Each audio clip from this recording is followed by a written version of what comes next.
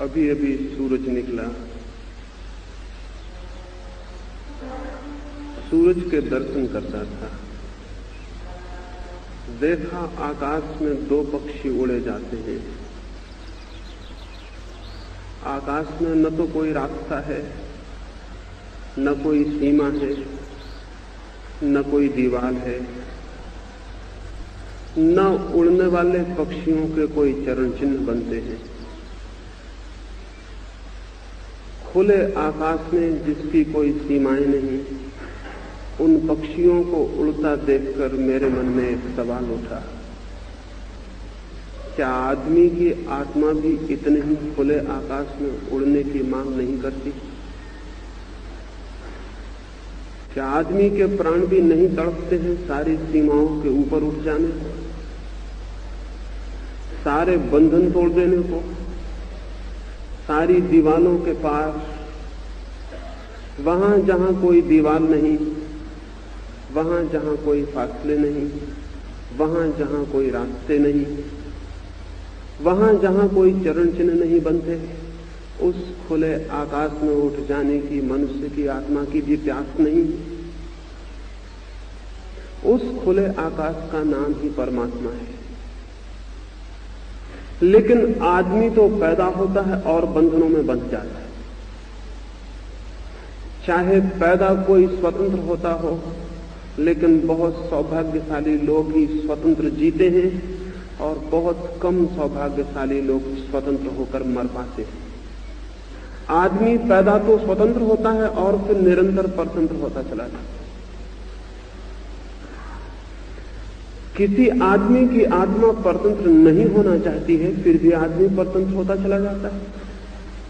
तो ऐसा प्रतीत होता है कि शायद हमने परतंत्रता की बेड़ियों को फूलों से सजा रखा है, शायद हमने परतंत्रता को स्वतंत्रता के नाम दे रखे, शायद हमने कारागृहों को मंदिर समझ रखा है, और इसीलिए यह संभव हो सका है कि प्रत्येक आदमी के प्राण स्वतंत्र होना चाहते हैं और प्रत्येक आदमी परतंत्र ही जीता है और मरता है।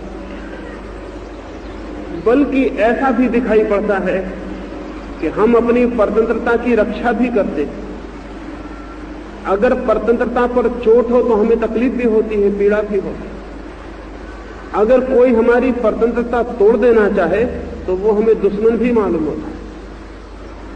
परतंत्रता से आदमी का ऐसा प्रेम क्या है? नहीं, परतंत्रता से किसी का भी प्रेम नहीं, लेकिन परतंत्रता को हमने स्वतंत्रता के शब्द और वस्त्र ओढ़ा रखे। एक आदमी अपने को हिंदू कहने में जरा भी अनुभव नहीं करता कि मैं अपनी गुलामी की सूचना कर रहा हूं। एक आदमी अपने को मुसलमान कहने में जरा भी नहीं सोचता कि मुसलमान होना मनुष्यता के ऊपर दीवार बनानी। एक आदमी किसी वाद में, किसी संप्रदाय में, किसी देश में अपने को बांधकर कभी भी नहीं सोचता कि मैंने अपना कारागृह अपने हाथों से बना लिया। बड़ी चालाकी, बड़ा धोखा आदमी अपने को देता रहा है, और सबसे बड़ा धोखा यह है कि हमने कारागृहों को सुंदर नाम दे दिए, हमने बेड़ियों को फूलों से सजा दिया, और जो हमें बांधे हुए हैं उन्हें हम मुक्तिदायी समझ रहे। ये मैं पहली बात आज कहना चाहता हूं। जो लोग भी जीवन में क्रांति चाहते हैं, सबसे पहले उन्हें समझ लेना होगा, बंधा हुआ आदमी कभी भी जीवन की क्रांति से नहीं गुजर सकता है, और हम सारे ही लोग बंधे हुए लोग। यद्यपि हमारे हाथों पर जंजीरें नहीं है, हमारे पैरों में बेड़ियां नहीं, लेकिन हमारी आत्माओं पर बहुत जंजीरें हैं, बहुत बेड़ियां। हाथ पैर पर बेड़ियां पड़ी हो तो दिखाई पड़ जाएंगी, आत्मा पर जंजीरें हो तो दिखाई भी नहीं पड़ती।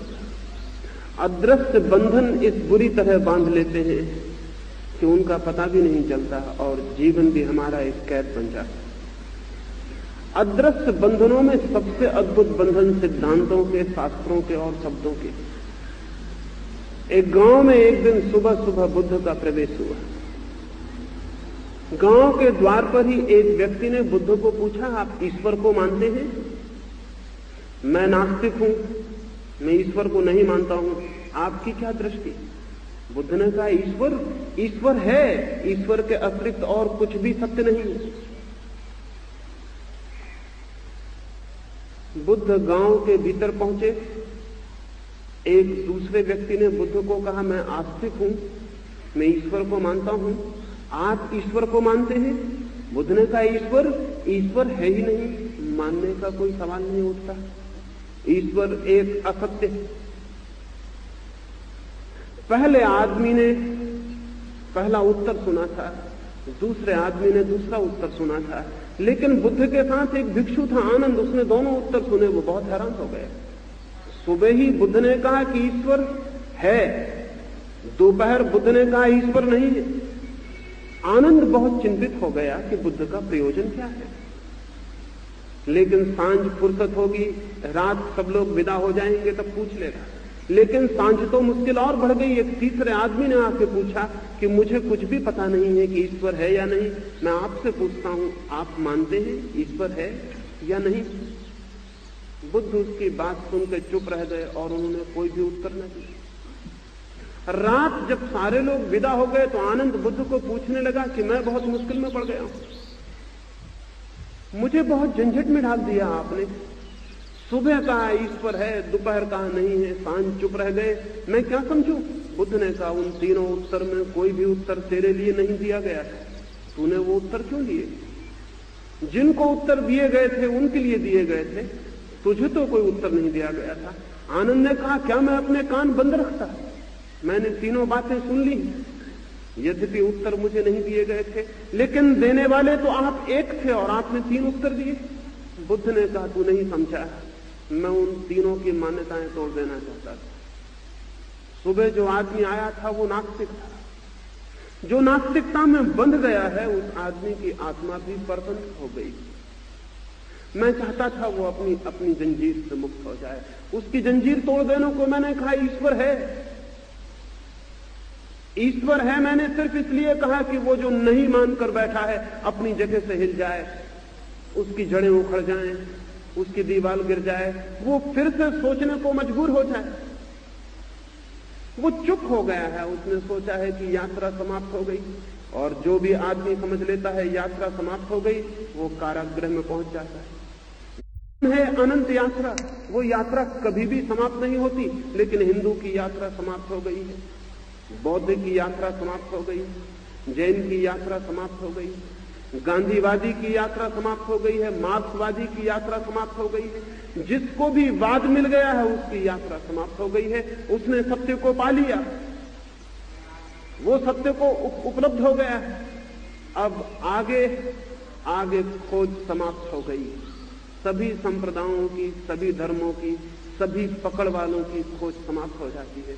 बुद्ध ने कहा मैं उसे तोड़ देना चाहता था उसकी जंजीरों से, ताकि वो फिर से पूछे, वो फिर से खोजे, वो आगे बढ़ जाए। दोपहर जो आदमी आया था वो आदमी आस्तिक था, वो मानकर बैठ गया था कि ईश्वर है। उससे मुझे कहना पड़ा कि ईश्वर नहीं है, ईश्वर है ही नहीं, ताकि मैं उसकी भी जंजीरों को ढीला कर सकूं, उसके मत को भी तोड़ सकूं, क्योंकि सत्य को वे ही लोग उपलब्ध होते हैं जिनका कोई मत नहीं। और सांझ जो आदमी आया था उसका कोई मत नहीं था, उसने कहा मुझे कुछ भी पता नहीं है कि ईश्वर है या नहीं, इसलिए मैं भी चुप रह गया। मैंने उससे कहा कि तू चुप रह के खोज, मत की तलाश मत कर, सिद्धांत की तलाश मत कर, चुप हो, इतना चुप हो जा कि सारे शब्द खो जाएं, तो शायद जो है उसका तुझे पता चल सके। बुद्ध के साथ आप भी रहे होते तो मुश्किल में पड़ गए होते। अगर एक उत्तर सुना होता तो शायद बहुत मुसीबत ना होती, लेकिन अगर तीनों उत्तर सुने होते तो बहुत मुसीबत होता। बुद्ध का प्रयोजन क्या है? बुद्ध चाहते क्या है? बुद्ध आपको कोई सिद्धांत नहीं देना चाहते, बुद्ध आपके जो सिद्धांत हैं उनको भी छीन लेना चाहते। बुद्ध आपके लिए कोई कारागृह नहीं बनाना चाहते, आपका जो बना कारागृह है उसको भी गिरा देना चाहते, ताकि वो खुला आकाश जीवन का खुली आंखों से देखने की क्षमता उपलब्ध हो सके। लेकिन इससे क्या होता है? बुद्ध चिल्लाते रहेंगे कि तोड़ दो सिद्धांत, और बुद्ध के पीछे लोग इकट्ठे हो जाएंगे और बुद्ध का सिद्धांत भी निर्मित कर लेंगे। दुनिया में जिन थोड़े से लोगों ने मनुष्य को मुक्त करने की चेष्टा की है, मनुष्य अजीब पागल है, उन्हीं लोगों को उसने अपना बंधन बना लिया। चाहे फिर वो बुद्ध हो, चाहे महावीर हो, चाहे मार्क्स हो और चाहे गांधी हो, चाहे कोई भी आदमी हो, जो भी मनुष्य को मुक्त करने की चेष्टा करता है, आदमी अजीब पागल है, उसी को अपना बंधन बना लेता है, उसी को अपनी जंजीर बना लेता है। और जिंदा आदमी तो कोशिश भी कर सकता है कि उसकी जंजीर न बने, और मुर्दा आदमी क्या कर सकता है? मरे हुए नेता, मरे हुए संत बहुत खतरनाक सिद्ध होते हैं, अपने कारण नहीं, आदमी की आदत के कारण। दुनिया के सभी महापुरुष जो कि मनुष्य को मुक्त कर सकते थे, कोई भी मनुष्य को मुक्त नहीं कर पाया। मनुष्य ने उनको ही अपने बंधन में रूपांतरित कर लिया। इसलिए मनुष्य के इतिहास में एक अजीब घटना घटी। जो भी संदेश लेकर आता है मुक्ति का, हम उसको ही अपना एक नया कारागृह बना लेते हैं। इस भांति जितना मुक्ति के संदेश दुनिया में आए, उतने रंग रूप की जंजीरें दुनिया में तय और निर्मित होती चली गई। आज तक यही हुआ है, क्या आगे भी यही होगा? अगर आगे भी यही होगा तो फिर मनुष्य के लिए कोई भविष्य दिखाई नहीं पड़ता है।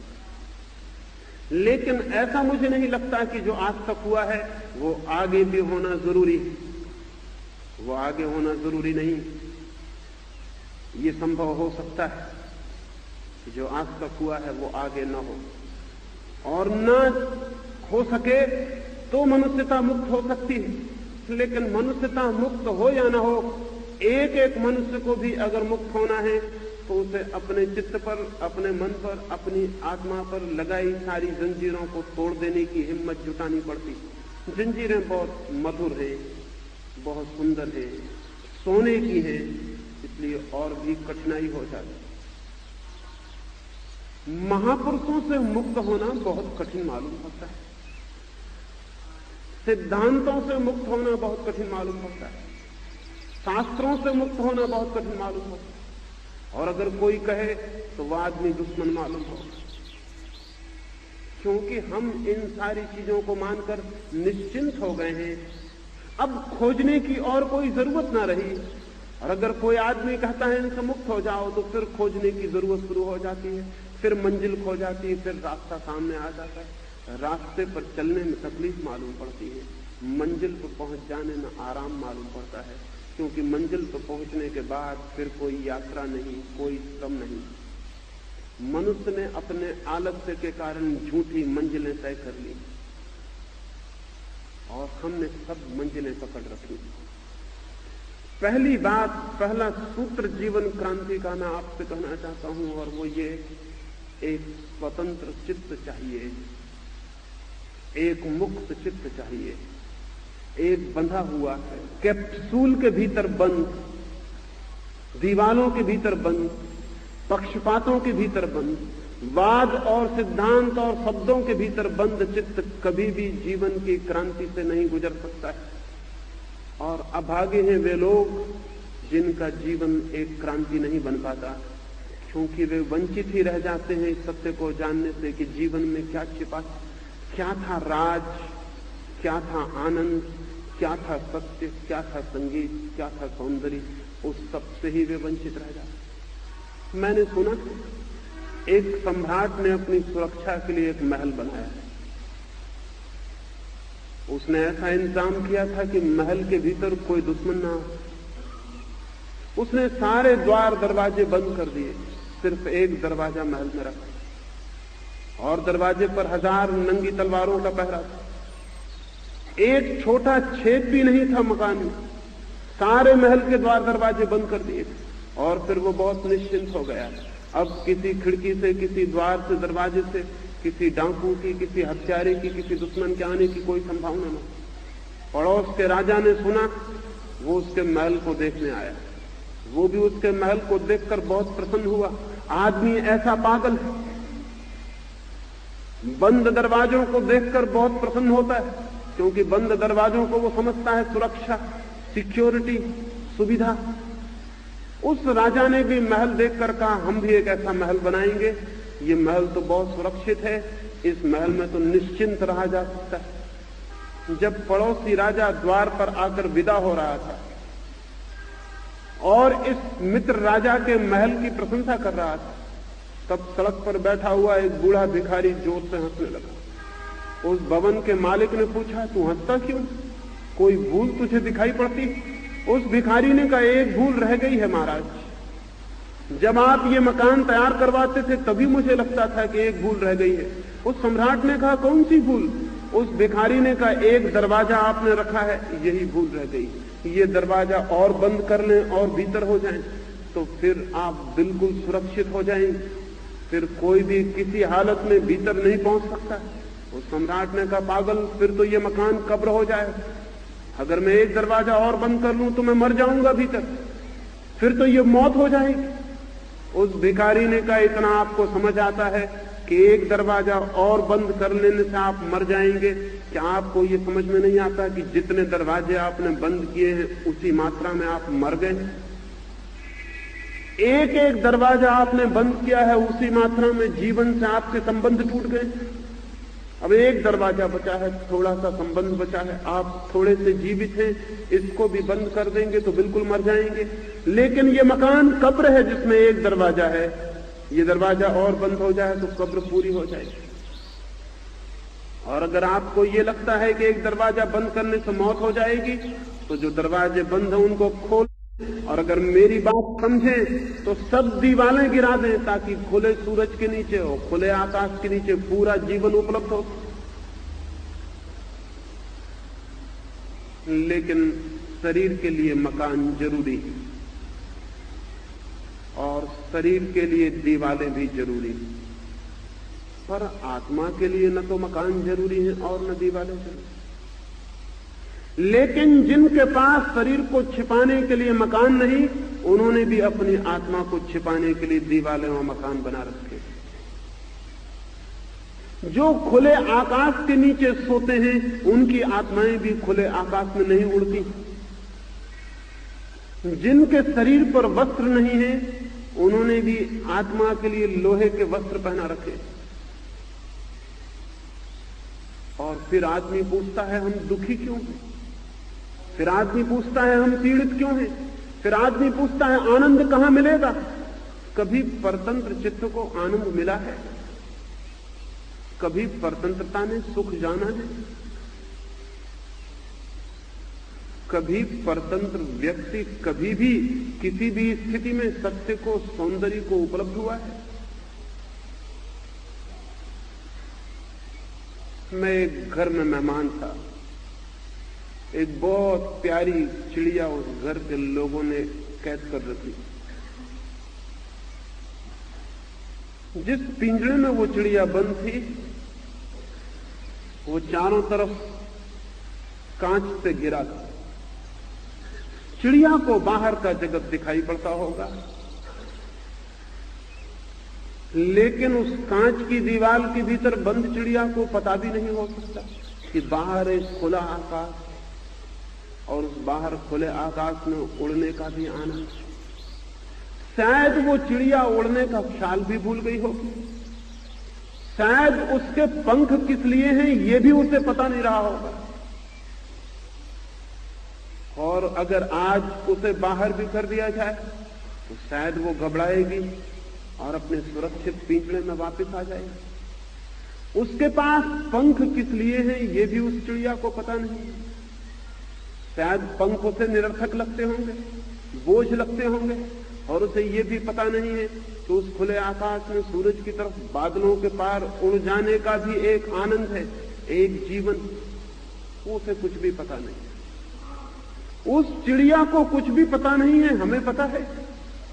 हमने भी कांच की दीवारें बना रखी, उन कांच की दीवारों के पार, बियॉन्ड, उनके अतीत भी कोई लोग, जहां कोई सीमा नहीं छूटी, जहां आगे और आगे अनंत विस्तार, जहां सूरज, जहां बादलों का अतीत, आगे खुला आकाश, नहीं, हमें भी उसका कोई पता नहीं। शायद हमें भी आत्मा एक बोझ मालूम पड़ती है, और हम में से बहुत से लोग अपनी आत्मा को खो देने की हर चेष्टा करते हैं। हमें आत्मा भी एक बोझ मालूम पड़ती है, इसलिए शराब पी के आत्मा को भुला देने की कोशिश करते, संगीत सुन के भुला देने की कोशिश करते, किसी तरह आत्मा भूल जाए इसकी चेष्टा करते। वह आत्मा भी एक बोझ है, जैसे उस चिड़िया को पंख बोझ मालूम होते हों, क्योंकि हमें पता नहीं कि एक आकाश है जहां आत्मा भी पंख बन जाती है, और आकाश की एक उड़ान है जिस उड़ान की उपलब्धि का नाम ही प्रभु है, परमात्मा है। धर्म मनुष्य को मुक्त करने की कला है। अगर ठीक से कहूं तो धर्म मनुष्य के जीवन में क्रांति लाने की कला है। इसलिए कायर कभी धार्मिक नहीं हो सकते, डरे हुए लोग, भयभीत लोग कभी धार्मिक नहीं हो सकते, बल्कि भयभीत और डरे लोगों ने जो धर्म पैदा किया है वो धर्म जरा भी नहीं है, वो धर्म से बिल्कुल उल्टी चीज है, वो अधर्म से भी बदतर है।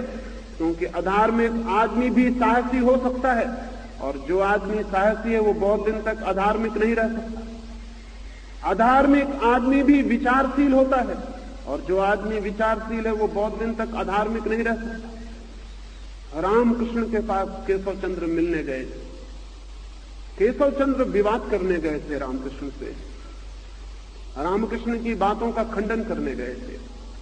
सारे कलकत्ते में खबर थी कि चलें केशव चंद्र की बातें सुने। रामकृष्ण तो गांव के गंवार हैं, क्या उत्तर दे सकेंगे केशव चंद्र का? केशव चंद्र बड़ा पंडित, बड़ी भीड़ इकट्ठी हो गई थी। रामकृष्ण के शिष्य बहुत डरे हुए थे, केशव के सामने रामकृष्ण क्या बात कर सकेंगे, कहीं ऐसा ना हो कि फजीयत हो जाए।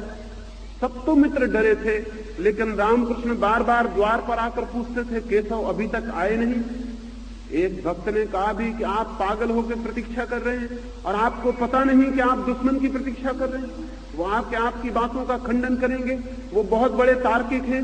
रामकृष्ण कहने लगे, वही देखने के लिए मैं आतुर हो रहा हूं, क्योंकि इतना तार्किक आदमी अधार्मिक कैसे रह सकता है, यही मुझे देखना है। इतना विचारशील आदमी कैसे धर्म के विरोध में रह सकता है, यही मुझे देखना है। ये असंभव। केशव आए और केशव ने विवाद शुरू किया। केशव ने सोचा था रामकृष्ण उत्तर देंगे, लेकिन केशव एक एक तर्क देते थे। रामकृष्ण उठ उठ के गले लगा लेते थे और आकाश की तरफ हाथ जोड़ के किसी को धन्यवाद देते थे। थोड़ी देर में केशव बहुत मुश्किल में पड़ गए, उनके साथ आए लोग भी मुश्किल में पड़ गए। आखिर केशव ने पूछा कि आप करते क्या हैं, मेरी बातों का जवाब नहीं देते, और हाथ जोड़कर आकाश में धन्यवाद किसको देते? रामकृष्ण ने कहा, मैंने बहुत चमत्कार देखे, ये चमत्कार मैंने नहीं देखा। इतना बुद्धिमान आदमी, इतना विचारशील आदमी धर्म के विरोध में कैसे रह सकता है? जरूर भगवान का चमत्कार है, इसलिए मैं उसको ऊपर धन्यवाद देता हूं। और तुमसे मैं कहता हूं कि तुम्हें मैं जवाब नहीं दूंगा, लेकिन जवाब तुम्हें मिल जाएंगे,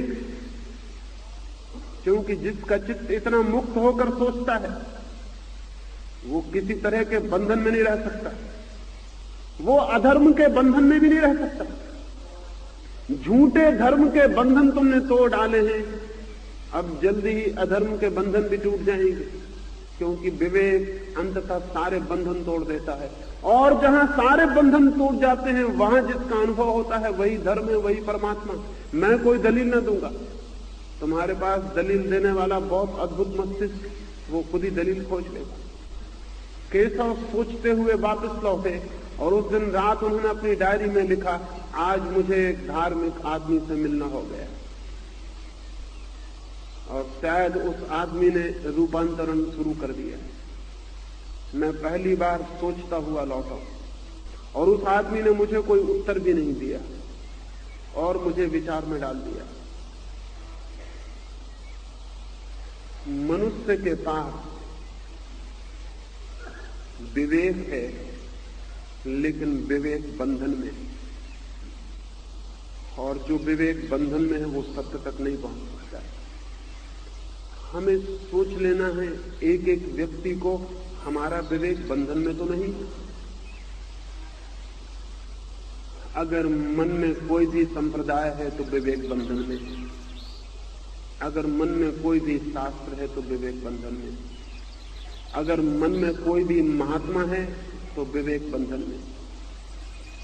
और जब मैं ये कहता हूं तो लोग सोचते हैं शायद मैं महात्माओं और महापुरुषों के विरोध में हूं। मैं किसी के विरोध में क्यों होने लगा? मैं किसी के भी विरोध में नहीं हूं, बल्कि सारे महापुरुषों का काम ही यही रहा है कि आप बंध न जाएं। सारे महापुरुषों की आकांक्षा यही रही है कि आप बंध न जाएं, क्योंकि जिस दिन आपके बंधन गिर गए आप भी वही हो जाएंगे जो महापुरुष हो जाते हैं। महापुरुष मुक्त हो जाता है और हम अजीब पागल लोग हैं, हम उसी मुक्त महापुरुष के पीछे बंध जाते हैं। समस्त वाद बांध लेते हैं। वाद से छूटे बिना जीवन में क्रांति नहीं होती है, नहीं हो सकती। लेकिन हमें ख्याल भी नहीं आता कि हम बंधे हुए लोग हैं। अगर मैं अभी कहूं कि हिंदू धर्म व्यर्थ है, या मैं कहूं कि इस्लाम व्यर्थ है, या मैं कहूं कि गांधीवाद से छुटकारा जरूरी है, तो आपके मन को चोट लगती। अगर चोट लगती है तो आप समझ लेना कि आप बंधे हुए आदमी। चोट किसको लगती है? चोट का कारण क्या है? चोट कहां लगती है हमारे भीतर? चोट वहीं लगती है जहां हमारे बंधन है। जिस चित्त पर बंधन नहीं है उसे कोई भी चोट नहीं लगती। इस्लाम खतरे में है तो वे जो इस्लाम के बंधन से बंधे हैं खड़े हो जाएंगे युद्ध के लिए, संघर्ष के लिए, उनके छुरे बाहर निकल आएंगे। हिंदू धर्म खतरे में है तो वे जो हिंदू धर्म के गुलाम हैं वे खड़े हो जाएंगे लड़ने के। और अगर कोई मार्क्स को कुछ कह दे तो जो मार्क्स के गुलाम है वो खड़े हो जाएंगे, और अगर कोई गांधी को कुछ कह दे तो जो गांधी के गुलाम है वो खड़े हो जाएंगे। लेकिन ये गुलामी चाहे किसी के साथ हो, मेरे साथ हो सकती है। अभी मुझे बंबई में किसी ने कहा कि किसी मेरे मित्र ने कुछ अखबार में मेरे संबंध में लेख लिखे होंगे, तो किन्हीं दो व्यक्तियों ने उन मित्र को कहीं रास्ते में पकड़ लिया और कहा कि अब अगर आगे लिखा तो गर्दन दबा देंगे। मुझे बंबई में किसी ने कहा, तो मैंने कहा कि जिन्होंने उनको पकड़ के कहा कि गर्दन दबा देंगे वो मेरे गुलाम हो गए, वो मुझसे बंध गए। मैं अपने से नहीं बांध लेना चाहता हूं किसी को। मैं चाहता हूं कि प्रत्येक व्यक्ति किसी से बंधा हुआ न रह जाए। एक ऐसी चित्त की दशा हो कि हम किसी से बंधे हुए नहीं। उसी हालत में एक क्रांति तत्काल होनी शुरू हो जाती है, एक एक्सप्लोजन, एक विस्फोट हो जाता है। जो आदमी किसी से भी बंधा हुआ नहीं है उसकी आत्मा पहली दफे अपने पर खोल लेती है खुले आकाश में और उड़ने के लिए तैयार हो जाती है। बंधा हुआ आदमी का मतलब है पंख बंधे हैं जमीन से, पैर गड़े हैं जमीन में, उड़ेंगे कैसे? और फिर हम पूछेंगे कि चित्त दुखी है, अशांत है, परेशान है, आनंद कैसे मिले, परमात्मा कैसे मिले, सत्य कैसे मिले, मोक्ष कैसे मिले, निर्वाण कैसे मिले? कहीं आकाश में नहीं है निर्वाण, कहीं दूर 7 आसमानों के पार नहीं है मोक्ष, यही है और अभी है। और उस आदमी को उपलब्ध हो जाता है जो कहीं भी बंधा हुआ नहीं है, जिसकी कोई क्लिंगिंग नहीं है, जिसके हाथ किसी दूसरे के हाथ को नहीं पकड़े हुए, जो अकेला है और अकेला खड़ा है, और जिसने इतनी साहस और इतनी हिम्मत जुटा ली है कि अब वो किसी का अनुयायी नहीं है, किसी का पीछे चलने वाला नहीं है, किसी का अनुकरण करने वाला नहीं है, अब वो किसी का मानसिक गुलाम नहीं है, मेंटल स्लेवरी उसकी नहीं है। लेकिन हम कहेंगे कि मैं जैन हूं और कभी न सोचेंगे कि हम महावीर के मानसिक गुलाम हो गए। कहेंगे मैं कम्युनिस्ट हूं और कभी न सोचेंगे कि हम मार्क्स और लेनिन के मानसिक गुलाम हो गए। कहेंगे मैं गांधीवादी हूं और कभी न सोचेंगे कि हम गांधी के गुलाम हो। दुनिया में गुलामों की कतारें लगी हैं, गुलामी के नाम अलग अलग हैं, लेकिन गुलामी कायम है। मैं गुलामी नहीं बदलना चाहता कि एक आदमी से छुड़ा के दूसरे की गुलामी आपको पकड़ा दी जाए, उसमें कोई फर्क नहीं पड़ता। वो वैसे ही है जिससे लोग मरघट लाश को ले जाते हैं कंधे पर रख के, एक कंधा दुखने लगता है तो दूसरे कंधे पर रख लेते, थोड़ी देर में दूसरा कंधा दुखने लगता है, फिर कंधा बदल लेते। आदमी गुलामियों में कंधे बदल रहा है। अगर गांधी से छूटता है तो मार्क्स से जकड़ जाता है, अगर महावीर से छूटता है तो मोहम्मद को पकड़ लेता है, अगर एक बात से छूटता है तो फौरन पहले इंतजाम कर लेता है कि किसको पकड़ूंगा। लोग मेरे पास पूछने आते हैं कि आप कहते हैं ये गलत है वो गलत है, आप हमें ये बताइए कि सही क्या है। वो असल में ये पूछ रहे हैं कि फिर हम पकड़ें क्या, वो हमें बताइए। जब तक हमें पकड़ने को ना हो तब तक हम छोड़ेंगे नहीं। और मैं आपसे कह रहा हूं पकड़ना गलत है, मैं ये नहीं कह रहा हूं कि आप क्या पकड़ें, मैं आपसे कह रहा हूं पकड़ना गलत है। क्लिंगिंग एज सच, वो गांधी से है, बुद्ध से है या मुझसे है, इससे कोई फर्क नहीं पड़ता, किसी से भी है। पकड़ने वाले चित्त का स्वरूप एक ही है।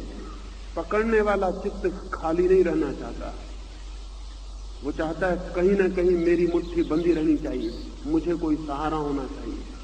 और जब तक कोई आदमी किसी के साथ सहारा खोजता है तब तक उसकी आत्मा के पंख खुलने की स्थिति में नहीं आते। जब आदमी बेसहारा हो जाता है, सारे सहारे छोड़ देता है,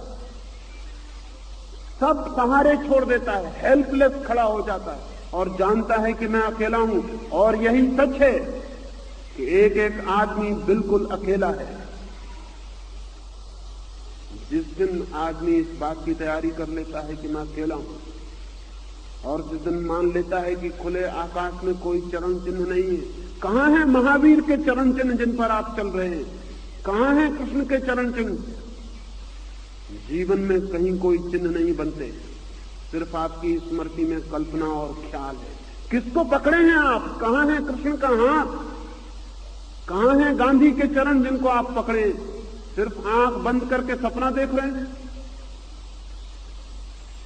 सपने देखने से कोई आदमी मुक्त नहीं होता। न गांधी के चरण आपके हाथ में है, न कृष्ण के, न राम के। कोई चरण आपके हाथ में नहीं है।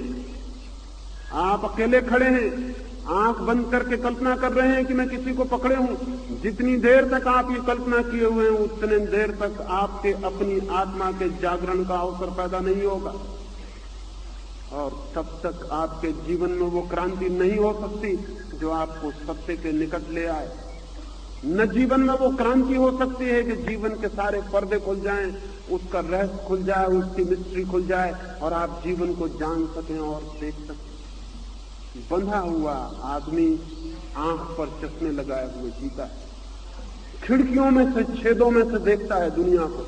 जिससे कोई एक छेद कर ले दीवार में और उसमें से देखे आकाश को, उसे जो भी दिखाई पड़ेगा वो छेद की सीमा से बंधा होगा, वो आकाश नहीं होगा। जिसे आकाश देखना है उसे दीवालों के बाहर आ जाना चाहिए। और कई बार कितनी छोटी चीजें बांध लेती हैं हमें पता भी नहीं होता। रविन्द्रनाथ एक रात नाव में यात्रा कर रहे थे, छोटी सी मोमबत्ती जला के कोई किताब पढ़ते रहे। आधी रात को थक गए तब मोमबत्ती फूंक मार के बुझा दी, किताब बंद की, एकदम देख के हैरान हो गए। वो छोटा सा बजरा नाव, उसमें बैठे थे। जैसे ही मोमबत्ती बुझी, चारों तरफ से पूर्णिमा की रात थी बाहर। उस मोमबत्ती के कारण पता ही नहीं चलता था कि बाहर पूर्णिमा की रात भी है। छोटी सी मोमबत्ती इतने बड़े चांद को रोक सकती? मोमबत्ती के बुझते ही सारे चांद की किरणें बजरे के रंध्र रंध्र छिद्र छिद्र से, खिड़की से, द्वार से भीतर आके नाचने लगी। रविन्द्रनाथ भी उन किरणों के साथ खड़े होकर नाचने लगे। उस रात उन्होंने एक गीत गाया और उस गीत में कहा कि मैं कैसा पागल था। एक छोटी सी मोमबत्ती के प्रकाश में, मंदिर धीमे गंदे प्रकाश में बैठा रहा और चांद का प्रकाश बाहर बरसता था, उसका मुझे कुछ पता ही न था। मैं अपनी मोमबत्ती से ही बंधा रहा। जब मोमबत्ती बुझ गई तब मुझे पता चला कि बाहर द्वार पर अनंत आलोक भी प्रतीक्षा करता।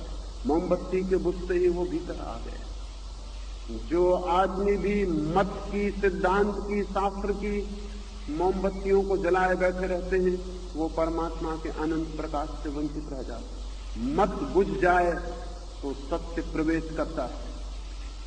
और जो आदमी सब पर पकड़ छोड़ देता है उस पर परमात्मा की पकड़ शुरू हो जाए। जो आदमी सब सहारे छोड़ देता है उसे परमात्मा का सहारा उपलब्ध हो जाता है।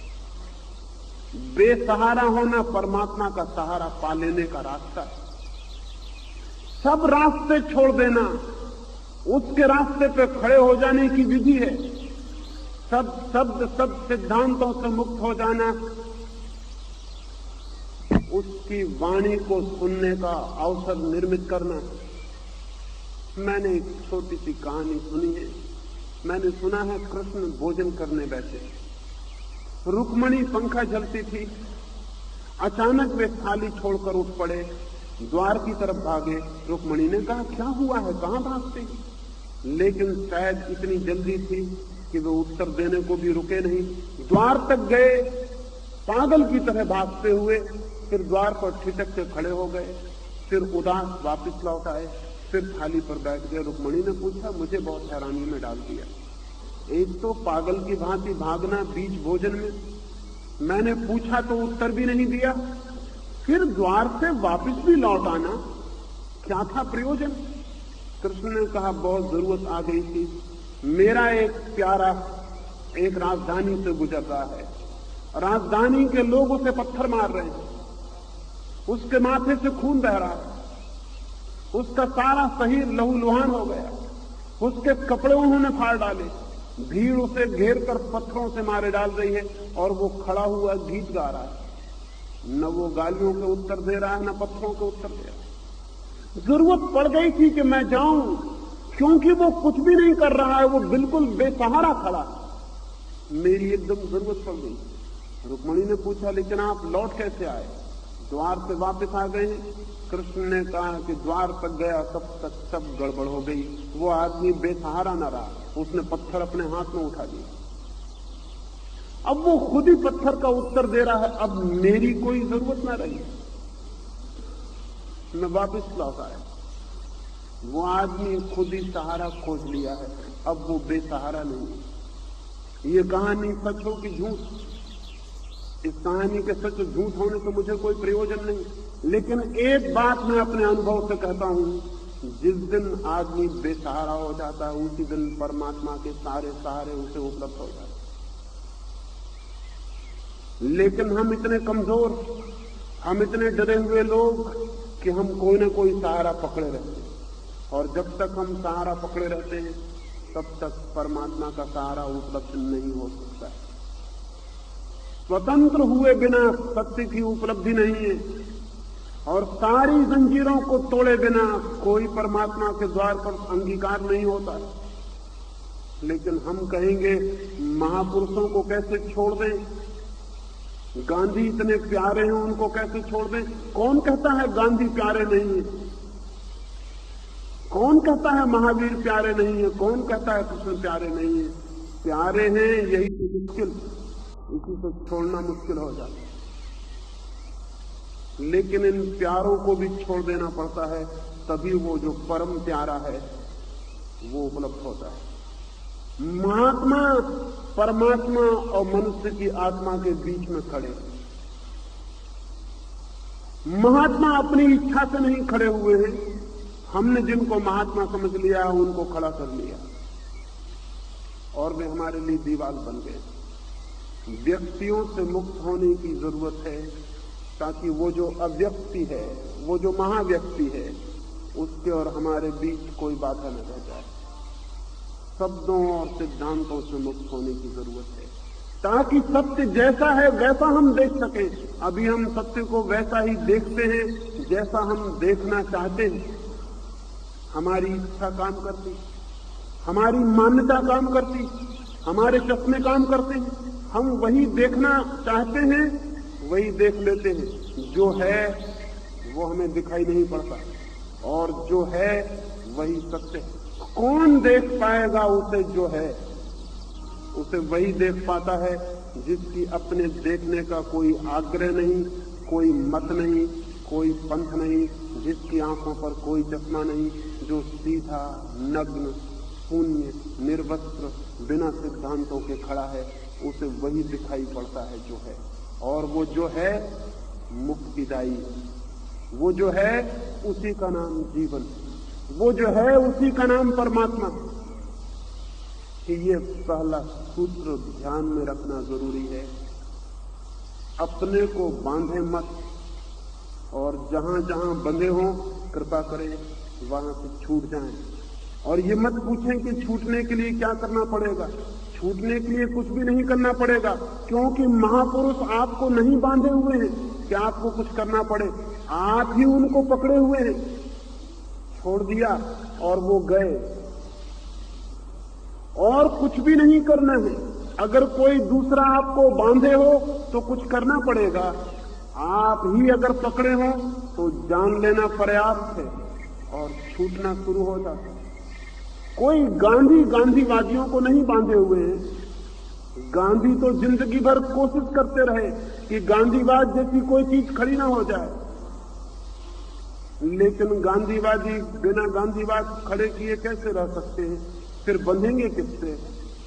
वाद चाहिए जिससे बंधा जा सके। अब वो उससे बंध गए। अब उनसे पूछो तो वो कहेंगे कैसे छूटें। अगर आप पूछते हैं कैसे छूटें तो फिर आप समझे नहीं। कोई दूसरा आपको बांधे हुए नहीं है। कृष्ण हिंदुओं को नहीं बांधे हुए हैं, और न मोहम्मद मुसलमानों को, और न महावीर जैनों को। कोई किसी को बांधे हुए नहीं है। ये तो वे सारे लोग हैं जो छुटकारा चाहते हैं कि हर आदमी छूट जाए, लेकिन हम उनकी छायाओं को पकड़े और बंधे। हमें कोई बांधे हुए नहीं है, हम बंधे हुए हैं। और अगर हम बंधे हुए हैं तो बात साफ है, हम छूटना चाहें तो एक क्षण भी छोड़ने का, एक क्षण भी गंवाने की जरूरत नहीं है। आप इस भवन के भीतर बंधे हुए आए थे, इस भवन के बाहर मुक्त होकर जा सकते हैं। मैं अभी ग्वालियर में था कुछ 1-1.5 वर्ष पहले। ग्वालियर के एक मित्र ने मुझे फोन किया कि मैं अपनी बूढ़ी माँ को भी आपकी सभा में लाना चाहता हूँ, लेकिन मैं डरता हूँ। उसकी उम्र कोई 90 वर्ष, 40 वर्षों से वो दिन रात माला फेरती रहती, सोती है तो भी रात उसके हाथ में माला होती। और आपकी बातें कुछ ऐसी हैं कि कहीं उसको चोट ना लगे। इस उम्र में उसको लाना उचित है या नहीं? मैंने उन मित्र को खबर की कि आप जरूर ले आएं, क्योंकि इस उम्र में अगर न लाए तो हो सकता है दोबारा मैं आऊं और आपकी मां से मेरा मिलना भी ना हो पाए। इसलिए जरूर ले आएं। आप चाहे आएं या ना आएं, मां को जरूर ले आएं। वो मां को लेके आए। दूसरे दिन मुझे उन्होंने खबर की कि बड़ी चमत्कार की बात हो गई। जब मैं आया और आप माला के खिलाफ ही बोलने लगे तो मैं समझा कि ये तो आपको खबर करना ठीक नहीं हुआ। मैंने आपसे कहा कि मेरी मां माला फेरती है और आप माला के खिलाफ ही बोलने लगे, तो मुझे लगा कि आप मेरी मां को ही ध्यान में रख के बोल रहे हैं। उसको नाहक चोट लगेगी, नाहक दुख होगा। मैं डरा। रास्ते में गाड़ी में मैंने पूछा भी नहीं कि तेरे मन पर क्या असर हुआ। घर जाके मैंने पूछा कि कैसा लगा, तो मेरी मां ने कहा कैसा लगा? मैं माला वही मीटिंग में ही छोड़ आई। 40 साल का मेरा भी अनुभव कहता है कि माला से मुझे कुछ भी नहीं मिला, लेकिन मैं इतनी हिम्मत नहीं जुटा पा रही थी कि उसे छोड़ दूं। वो मुझे बात ख्याल आ गई, माला तो मुझे पकड़े हुए नहीं थी, मैं ही उसे पकड़े हुई थी। मैंने उसे छोड़ दिया, वो छूट गई। तो आप ये मत पूछना कि कैसे हम छोड़ दें, कोई आपको पकड़े हुए नहीं है। आप ही मुट्ठी बांधे हुए, खोल दें और वो छूट जाए। और छूटते ही आप पाएंगे कि चित्त हल्का हो गया, निर्भर हो गया, वो तैयार हो गया एक यात्रा के लिए। इन 4 दिनों में उस यात्रा के और सूत्रों पर हम बात करें, लेकिन पहला सूत्र है नो क्लिंगिंग। कोई पकड़ नहीं, कोई पकड़ नहीं, गैर पकड़, ना पकड़, सब पकड़ छोड़ देना। छोड़ते ही मन तैयार हो जाता है, छोड़ते ही मन पंख फैला देता है, छोड़ते ही मन सत्य की यात्रा के लिए आकांक्षा करने लगता है। क्योंकि जो मत से बंधे हैं वो डरते हैं सत्य को जानने से, क्योंकि जरूरी नहीं कि सत्य उनके मत के पक्ष में हो। मतवादी हमेशा सत्य को जानने से डरता है, क्योंकि जरूरी नहीं कि सत्य उनके मत के पक्ष में हो, सत्य विपरीत भी पड़ सकता है, और मतवादी अपने मत को नहीं छोड़ना चाहते, इसलिए सत्य को जानने से ही बचता है। मैं निरंतर कहता हूं, दो तरह के लोग हैं दुनिया में। एक वे लोग हैं जो चाहते हैं सत्य हमारे पीछे चले,